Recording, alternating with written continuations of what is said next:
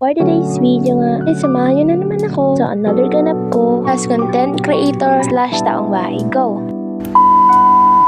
So habang umaaura nga ako ng mga time na to, hindi ko nga aakalain na meron tayong tita for today's video. Charot. So from to bahay is nag-transform nga ako dito sa galaan, which is sinundo nga lang ako nitong magjowa na to. Agad-agad namang pinaalam ako. Wow, sana all. So dito nga lang din sila nagpunta and go. Sumama na ako be. So dagat lang talaga yung ganap nila. Pero hapon naman ng time na to, kaya kailangan talaga ng paalam. So nung maga pa nga lang talaga siniyahag na ako. Pero wala talaga akong pero ng time na to. Kaya di na ako sumama kasi nga wala din naman akong ambag. Nung hapon nga ito sila. Ito ang mga bata. Chares. So dito lang din sila ulit nagpunta. Dun sa may pinuntahan din naman na nag-out din kami nung nakaraan. Sobrang ganda nga kasi ng ambience dito. Kaya naman siguro pinupuntahan at mura lang din yung entrance. Hindi to sponsor. Charot. Saktong-sakto nga lang din ng mga time na to. Pero alas 6 na nga nung time talaga na to. But sumakto siya dun sa may pagbaba nung araw. So ito nga yung dalawa. Ang mga gastosera. Nagtitingin ba kung meron pang natira? Charot. Uuwi na nga din sila ng mga time na to. Chinichika ko lang para mapatagal. Darating ko lang uuwi na sila. So bago nga umuwi ang dalawang babaita is nag-picture